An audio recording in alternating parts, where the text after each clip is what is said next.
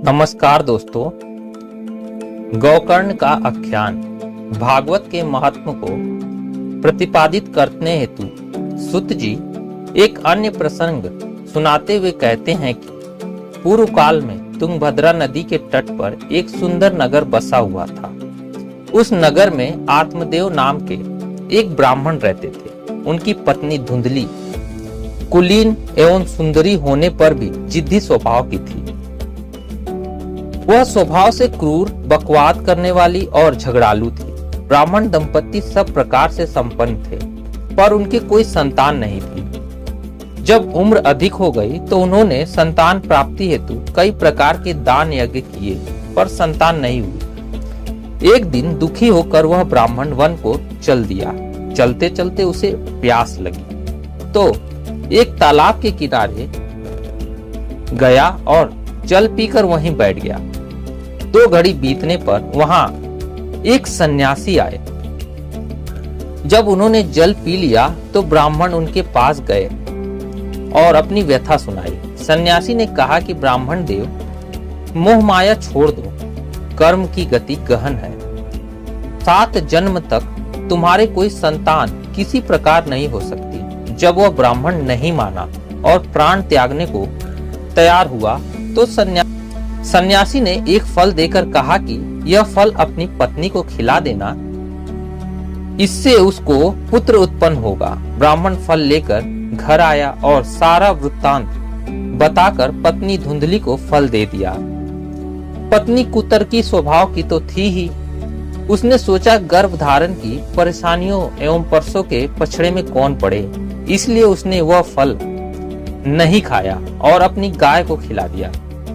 पति से झूठ ही कह दिया कि फल खा लिया है और गर्भवती होने का नाटक करने लगी। देव योग से उसी समय धुंधली की बहन को भी बच्चा होने वाला था। उसने बहन से मंत्रणा कर वह पुत्र अपने घर बुलवा लिया और स्वयं का पुत्र बताकर बहन को भी घर में यह कहकर रोक लिया कि मेरे स्तनों में दूध नहीं है और इसका बच्चा मर गया है, यह मेरे बच्चे को पाल देगी। धुंधली ने पुत्र का नाम धुंधकारी रखा। आत्मदेव बड़ा प्रसन्न हुआ। 3 महीने के अंतराल से उस गाय ने भी एक सुंदर दिव्य कांति वाले बालक को जन्म दिया। उसे देखकर भी ब्राह्मण बड़ा प्रसन्न हुआ। बालक के कान गौ के कानों जैसे थे, अतः आत्मदेव ने उसका नाम गौकर्ण रखा। काल बीतने पर दोनों बालक जवान हो गए। उनमें गौकर्ण तो पंडित और ज्ञानी हुआ और धुंधकारी बड़ा ही दुष्ट निकला। धुंधकारी बड़ा क्रूर था। वह चोरी, हत्याएं करता और दीन दुखियों को तंग करता था। वेश्याओं के जाल में फंसकर उसने माँ बाप की पूरी संपत्ति नष्ट कर दी। एक दिन माता पिता को मार पीट कर वह घर के बर्तन तक उठा ले गया। इस प्रकार संपत्ति स्वाहा होते देखकर और कुपुत्र के कष्टों से आत्मदेव फूट फूट कर रोने लगा और कहने लगा कि इससे तो मैं संतानहीन ही अच्छा था। हाय, अब मैं क्या करूं, कहां जाऊं। इस तरह ब्राह्मण विलाप करके रो ही रहा था कि उसी समय परम ज्ञानी गौकर्ण वहां आ पहुंचे। उन्होंने पिता को वैराग्य का उपदेश देते हुए बहुत प्रकार से समझाया। पिताजी, यह संसार असार है। स्त्री पुत्र के मोह माया में न फंसिए। यह शरीर भी अपना नहीं है, यह तो काल का ग्रास है। मोह ममता को छोड़ो, वन में जाइए और भगवान में मन लगाइए। आत्मदेव गौकर्ण का कहना मानकर वन को चल गए। वहां भागवत भजन कर भगवान के धाम को पधारे। यहाँ धुंधकारी रुपए पैसों के लिए माँ को मारने पीटने लगा। तंग आकर माँ ने एक दिन कुएं में गिरकर अपनी जान दे दी। धुंधकारी 5 वेश्याओं को ले आया और अपने घर में रखा। उनकी इच्छाओं की पूर्ति के लिए वह चोरी करके धन लेके आता। वेश्याओं ने सोचा कि इसकी चोरी की वजह से किसी दिन हम भी पकड़ी जाएंगी, इसलिए उन 5 ने मिलकर धुंधकारी की ही हत्या कर दी। यहाँ कथा का एक सुंदर संकेत यह है कि यह 5 वेश्याएं हमारी इंद्रियां हैं। इन्हीं की इच्छा पूर्ति, तुष्टि और तृप्ति के लिए मनुष्य नाना प्रकार के पाप दुष्कर्म करता है और यही एक दिन उसके अंत का कारण बनती, इन्हीं के जाल में फंसकर वह अपना अंत स्वयं कर लेता है। धुंधकारी अपने कर्मों के कारण भयंकर प्रेत हुआ। वह बवंडर की तरह चारों दिशाओं में भटकता फिरता था तथा भूख प्यास से व्याकुल होकर चिल्लाता रहता था। गौकर्ण तीर्थ यात्रा पर गए हुए थे। वहां उन्होंने लोगों के मुंह से धुंधकारी की मृत्यु का समाचार सुना तो गया जाकर उन्होंने भाई का विधिवत श्राद्ध किया। उस रात गौकर्ण अपने नगर लौटे।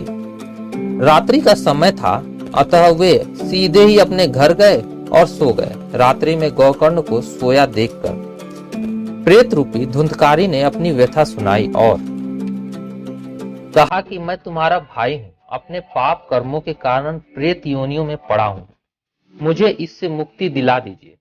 धुंधकारी की मुक्ति के लिए गौकर्ण ने भागवत सप्ताह रूपी ज्ञान यज्ञ का आयोजन किया और स्वयं भागवत कथा प्रारंभ की। बड़ी संख्या में श्रोता लोग आए। वहां पे प्रेत योनि वाला धुंधकारी भी पवन रूप में आया। अपने लिए कोई स्थान न देख वह वहां स्थित 7 गांठों वाले बांस के पोर में घुस गया और कथा सुनने लगा। कथा समाप्ति पर प्रतिदिन एक विचित्र घटना घटती थी। रोज बांस की एक पोर चटक जाया करती थी। अंतिम दिवस आखिरी गांठ भी चटक गई और धुंधकारी प्रेत योनि से छुटकारा पा गया और दिव्य रूप में प्रकट हुआ। बांस की ये 7 गांठें मनुष्य की वासनाओं, काम, क्रोध, लोभ, मोह, मद, मत्सर और अहंकार के प्रतीक हैं। इनके हटते ही व्यक्ति अपने दिव्य स्वरूप में आ जाता है। उसी समय वैकुंठ से पार्षदों सहित एक विमान उतरा और धुंधकारी को उसमें बिठाकर ले गया। सभी ने यह दृश्य बड़े विस्मय के साथ देखा। यह भागवत कथाओं को श्रद्धा और मनन पूर्वक सुनने का परिणाम था। जैसे आग में तपकर सोना कंचन बनता है, वैसे ही पश्चाताप की आग में तपकर पापी भी पुण्यात्मा बन जाता है और फिर भक्ति एवं सत्संग के माध्यम से मुक्ति प्राप्त करता है। इसके बाद श्रावण मास में गौकर्ण ने पुनः कथा कही। उसकी समाप्ति पर वहां बहुत से विमान आए और गौकर्ण सहित सभी श्रोताओं को वैकुंठ ले गए। आत्मदेव, धुंधली, धुंधकारी, गौकर्ण के इस संपूर्ण आख्यान से भागवतकार हमें यह संकेत देते हैं कि संसार में आकर मनुष्य को भागवत भजन करते हुए सत्कर्म करने चाहिए, ईमानदारी से अपना कर्तव्य पूर्ण करना चाहिए और भगवान जिस हाल में रखे उसमें प्रसन्न रहना चाहिए। परिवार, संसार की कामनाओं के जाल में नहीं फंसना चाहिए। आत्मदेव का जीवन पूरी तरह सुखी था। पुत्र मोह के कारण उसको जीवन में भारी दुख भोगना पड़ा। इसी प्रकार धुंधली के छल कपट ईर्ष्या के कारण उसे भी मुसीबतों में जीवन गुजारना पड़ा और अंत में आत्महत्या तक करनी पड़ी। मनुष्य को कर्तव्य कर्मों के फलस्वरूप जो मिलता जाए उसी को प्रभु का प्रसाद मानकर ग्रहण करते रहना चाहिए। अनावश्यक इच्छा आकांक्षाओं की मूर्ख तृष्णा के पीछे दौड़ना नहीं चाहिए। आज व्यक्ति धन दौलत एकत्र करने तथा पद प्रतिष्ठा प्राप्त करने में लगा हुआ है।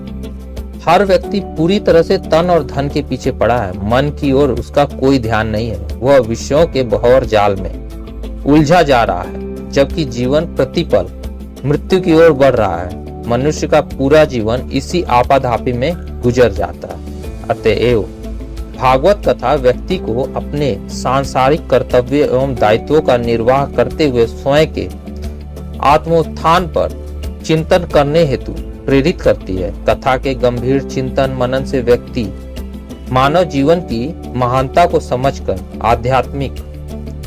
आध्यात्म की ओर उन्मुख होता है और यह चिंतन मनन उसे मोक्ष पथ पर ले जाकर परमात्मा से साक्षात्कार कराता है। तो दोस्तों, यह था गौकर्ण आख्यान। उम्मीद है वीडियो आपको पसंद आई हो तो लाइक और सब्सक्राइब जरूर करें। मिलते हैं अगली कथा में, तब तक के लिए धन्यवाद।